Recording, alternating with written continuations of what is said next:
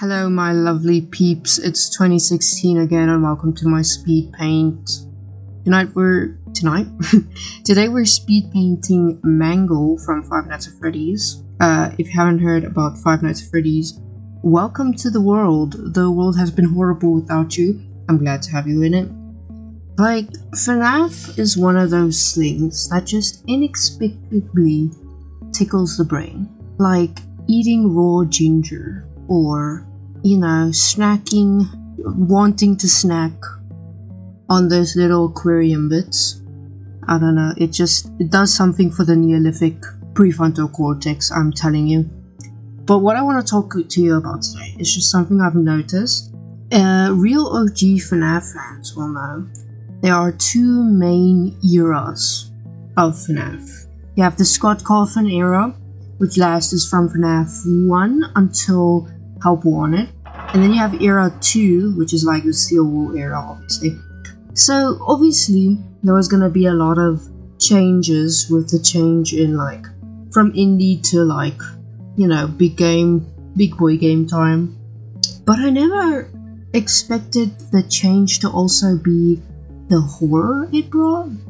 If you look at like 1 to 6, the real horror is like this Christian type of bad guy, type of, a murderer, like, a child murderer, aka the purple guy, aka William Afton, aka RRR.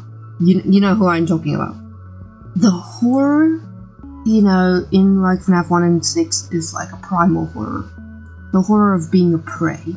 You're being hunted down by these robots who, like, know who you are or don't know who you are. It depends on the lore. I don't really, like, pretend I know anything about the lore. I just listen to the lore videos to fall asleep. The biggest change, obviously, is the horror. Sorry, this is unscripted. I made 2 notes. The horror of the Steel Wool era is that of the robot. Have you noticed that? Their first game, Help Wanted, was like very much more like robot-y, the problem with AI. Like literally, it was William Afton, as a virus, as a computer virus. Those little ones you got from the YouTube to MP3 converter. Like, imagine, that's so funny. And then with Help Wanted 2 wasn't really good. But then, like, Secret of the Mimic, like, that's literal human against a machine.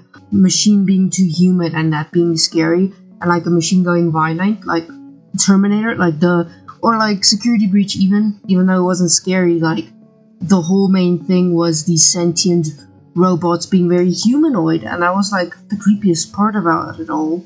Like, in the first few games it was souls, but now it's, like, AI, and also the horror of working at a horrible company.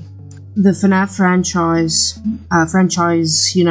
in universe, was always depicted as, like, sleazy and stuff.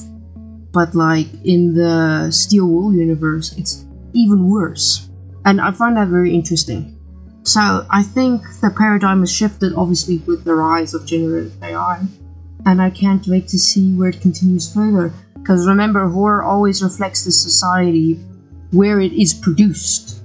So you'll obviously have slashers, but when AIDS was a huge thing, you'll have, in a few years we'll have climate terror.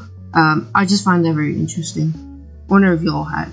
Also, Mangle is my favorite, or a little bit, because I'm very special. And tell me what your opinions are on this paradigm shift. Do you think it's because this was, like, at a big company? Or do you think it's just, like, generally the way Scott Cawthon intended it to be? Was he more scared of the machine? Or is it just that paradigm shift? We are in a different culture, different time, different place, and machines are way more scarier to me now than a child murderer, because I'm not a child anymore, but, Yeah, so I hope you enjoyed my little speed paint and my little yap yap.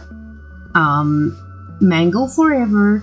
And I drew this with Cube Studio Paint. If you couldn't tell, I'm not really good at digital drawing, so forgive me.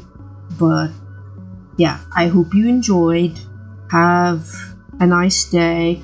Remember to drink your vitamins and stay off the robot apocalypse for as long as you can. Fugees.